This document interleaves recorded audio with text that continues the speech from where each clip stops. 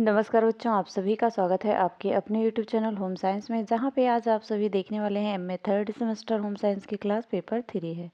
ठीक, तो पेपर 3 है gender in extension and development. जैसा कि मैंने हमेशा बताया है कि पेपर फर्स्ट सेमेस्टर में पेपर था आपका जेंडर एंड डेवलपमेंट, वही आपका gender in extension and development आपका पेपर थर्ड में है। ठीक, तो कोई प्रॉब्लम नहीं है। जिसने फर्स्ट सेमेस्टर में पढ़ा है अच्छे से, वो थर्ड सेमेस्टर में इसे मान लो ये आपके लिए बहुत अच्छा 100 मार्क्स लाने वाला पेपर होगा। ठीक, क्योंकि यहाँ पे जब आप फर्स्ट सेमेस्टर में वही पढ़ चुके हो, थोड़ा कुछ और पढ़ना है, तो इतना तो हम कह सकते हैं कि आप 19+ नंबर ला सकते हैं इस पेपर में। ओके, तो आप इसकी तैयारी करते रहिएगा। सिर्फ आपको रिवीजन ही करना है जो इम्पोर्टेंट प्रश्न है ना, क्योंकि आपने फर्स्ट सेमेस्टर में तो पढ़ा ही है।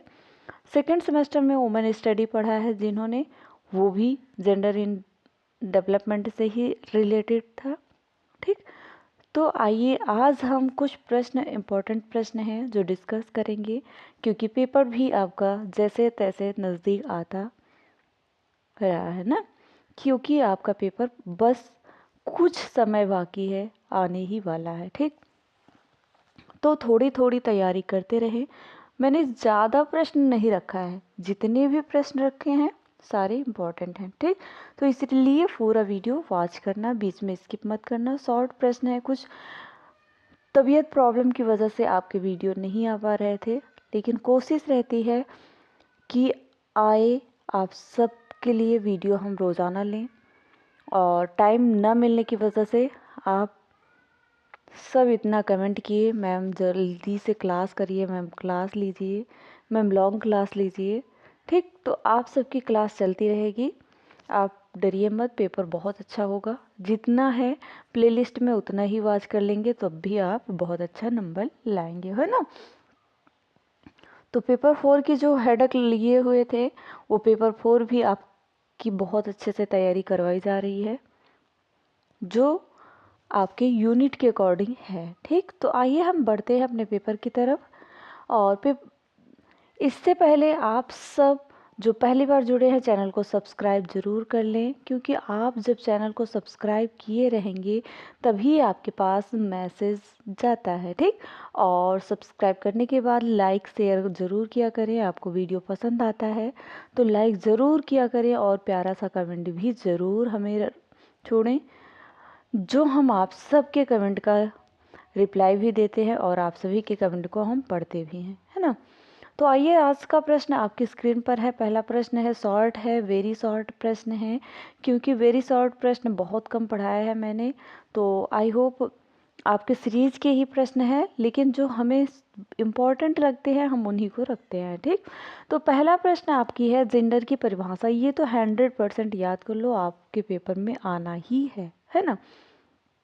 एक प्रश्न तो जेंडर की परिभाषा आना ही है, चाहे आपका शॉर्ट में दे दें, चाहे वेरी शॉर्ट में दे दें, चाहे आपका लॉन्ग में दे दें, किसी ना किसी में ज़रूर देंगे, है ना, जो एक्सप्लेन करना रहेगा। तो ये आप बहुत अच्छे से याद कर लेना, जेंडर की परिभाषा। ठीक, क्योंकि आप पढ़ ही रहे हो gender in extension and development.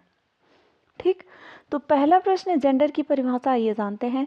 Gender का अर्थ होता है स्त्री या पुरुष होने की अवस्था से। ठीक, एक स्त्री या पुरुष के होने की जो अवस्था होती है, उससे जेंडर की क्या होता है, इसका अर्थ होता है, मीनिंग होता है। ठीक, अर्थात नारी तत्व या पुरुष तत्व।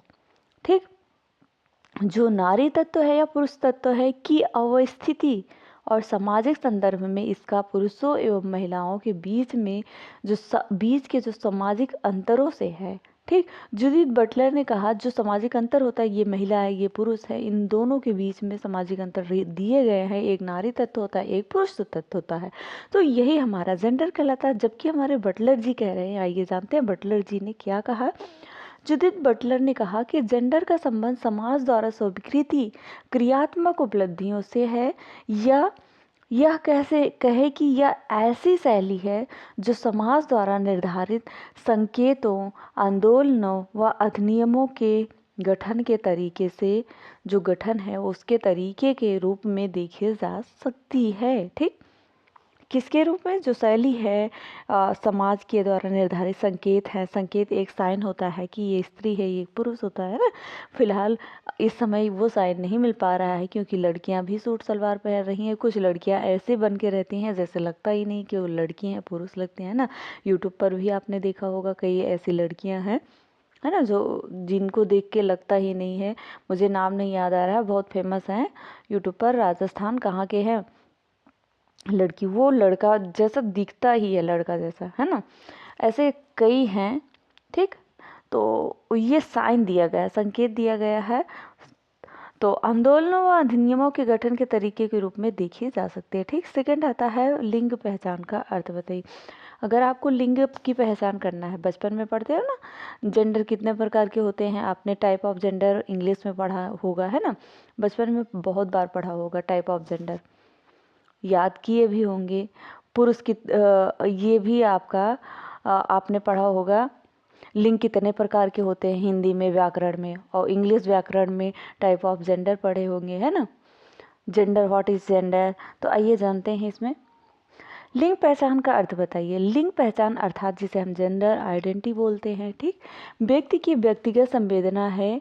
अच्छा, आप सब मुझे कमेंट में छोड़िए कि हिंदी में लिंग कितने प्रकार के होते हैं बताइएगा, और इंग्लिश में जेंडर कितने प्रकार के होते हैं आप सब मुझे कमेंट में बताइएगा। देखते हैं कितने बच्चों को पता है बचपन की पढ़ाई। फ़िलहाल ये सारे इम्पोर्टेंट हैं। अब भी अगर आपको किसी भी कॉम्पिटिटिव एग्ज़ाम की तैयारी कर रहे हैं, जेंडर पूछा जा सकता है। एंशिएंट पैसेज है, और ये है आपका एक्टिव पैसेज में क्या बोलते हैं, सबसे ज़्यादा प्रीपोजिशन वगैरह ये सब पूछे जाते हैं अगर आपने इंग्लिश पढ़ा है तो। अगर आप हिंदी पढ़े हैं तो तब भी आप लिंग के प्रकार बताइएगा, कमेंट में रखिएगा। देखते हैं कौन सबसे पहले कमेंट करता है, ठीक। लिंग पहचान अर्थात जेंडर आइडेंटिटी व्यक्ति की जो व्यक्तिगत संवेदना है वह स्वयं को किस लिंग का मानता है। उदाहरण के लिए यदि एक व्यक्ति है वह स्वयं को एक स्त्री के रूप में देखता तो उसकी आइडेंटिटी क्या होगी, जेंडर आइडेंटिटी क्या होगी, यह लिंग पहचान स्त्री की क्या होगी, वो स्त्री ही माना जाएगा क्योंकि वो खुद को अपने आप को स्त्री के रूप में डिवाइड कर रखा है, स्त्री के रूप में देखता है ना। तो स्त्री ही होगी तभी स्त्री के रूप में देखेगी, है ना। पुरुष होगा तभी तो पुरुष के रूप में अपने आप को देखेगा ना। तो वही है जेंडर आइडेंटिटी। सेकंड आता है दहेज निषेध अधिनियम जो 1961 में पारित हुआ था। यह अधिनियम 1961 में पारित किया गया है। उसके अंतर्गत दहेज लेने या देने का अपराध करने वाले को कम से कम कितने वर्ष का, 5 वर्ष का कारावास हो सकता है। साथ में कम से कम 15,000 या उतनी राशि जितनी कीमत का उपहार है, इनमें से जो भी ज़्यादा हो के जुर्माने की सज़ा दी जाती है। सोच लो, अगर जो दहेज मांगते हैं, अगर उनके ऊपर ये दहेज निषेध अधिनियम का कानून अगर किसी ने केस कर दिया तो उसके इस कानून के तहत उनको इतना देना पड़ता है, इतनी सज़ा भी काटनी पड़ती 5 वर्ष की, है ना। इसलिए दहेज लेना देना दोनों ही अपराध है। नेक्स्ट आता है आपका प्रश्न आपकी स्क्रीन पर, लैंगिकता। जी हाँ, लैंगिकता जिसे हम सेक्सुअलिटी बोलते हैं, ठीक। तो सेक्सुअलिटी क्या होती है आइए जानते हैं। लैंगिकता जो होता है बच्चों, जैविक, शारीरिक, भावात्मक, सामाजिक एवं आध्यात्मिक पहलुओं के रूप में प्रकट होती है। इतनी लैंगिक जैविकता क्या है, और शारीरिक और भावात्मक, सामाजिक एवं आध्यात्मिक इतने पहलुओं के रूप में क्या होती है हमारी लैंगिकता प्रकट होती है।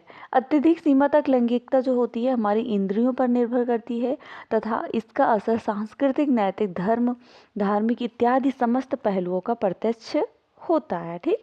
थर्ड आता है आपका, भारत में घरेलू हिंसा के अंतर्गत क्या आता है। ये 5 प्रश्न है। भारत में घरेलू हिंसा के अंतर्गत अगर आपको उससे प्रश्न पूछा जाता है भारत में घरेलू हिंसा के अंतर्गत क्या क्या आता है, तो आपका आंसर होगा यौन उत्पीड़न। अगर किसी महिला के साथ जबरन यौन उत्पीड़न हो रहा है तो वो केस कर सकती ये आपका घरेलू हिंसा के अंतर्गत आता है। और बलात्कार है, घरेलू शोषण है। घरेलू शोषण में क्या क्या आते हैं आप बताइएगा कमेंट में ज़रा। तो पति के द्वारा मार पड़ना और सारी समस्याएं, है ना। उसके बाद आता है, ये सारे प्रश्न इंपॉर्टेंट है। एक महिला सशक्तिकरण का अर्थ है, ये मैंने पढ़ाया भी था लेकिन हमें लगता है आप सब ने छोड़ दिया क्योंकि पीछे पढ़ाया था, बहुत इंपॉर्टेंट थे। आज हमें लग रहा है कि इसमें हम ज़रूर शामिल करें। जो बहुत इंपॉर्टेंट होते हैं उन्हीं को हम बार बार शामिल करते हैं, आप सबको पता है ना। प्रश्न हमारा है, महिला सशक्तिकरण का अर्थ बताइए। तो महिला जो सशक्तिकरण का अर्थ होता है बच्चों, महिलाओं को उनकी क्षमता, स्वतंत्रता एवं मुक्ति का बोध कराते हुए इतना सशक्त बना देना कि वे व्यक्तिगत एवं सामाजिक दोनों स्तरों पर निर्णय लेने की प्रक्रिया में क्या बन सके, भागीदार बन सके। महिला सशक्तिकरण का यही मेन मकसद भी है कि महिलाओं को सशक्त बनाया जाए और वो इतने योग्य बन सकें कि वो कहीं पर भी आप पुरुषों के बीच में भी भागीदार बन सकें और उठकर सामना कर सकें। ठीक, उसके बाद आता है महिला सशक्तिकरण के संबंधित कुछ प्रमुख सरकारी योजनाएं कौन कौन सी। पहली है बेटी बचाओ बेटी पढ़ाओ योजना है। सेकंड है उज्ज्वला योजना। थर्ड है प्रधानमंत्री मातृ वंदन योजना। 4 है स्वाधार गृह योजना। 5 है वन स्टॉप सेंटर। 6 है प्रधानमंत्री महिला शक्ति केंद्र योजना। उसके बाद आपका लखपति दीदी योजना भी लागू किए है ना। उसके बाद आता है राष्ट्रीय महिला आयोग से आप क्या समझती हैं। व्हाट इज राष्ट्रीय महिला आयोग, जिसे हम NCW बोलते हैं, आइए जानते हैं। राष्ट्रीय महिला आयोग, जिसे हम नेशनल कॉमरिस फॉर वुमेन, जिसे हम NCW बोलते हैं। ठीक, भारतीय संसद द्वारा इसे सन 1990 में पारित नियम के तहत 31 जनवरी सन 1992 में गठित एक संवैधानिक निकाय है।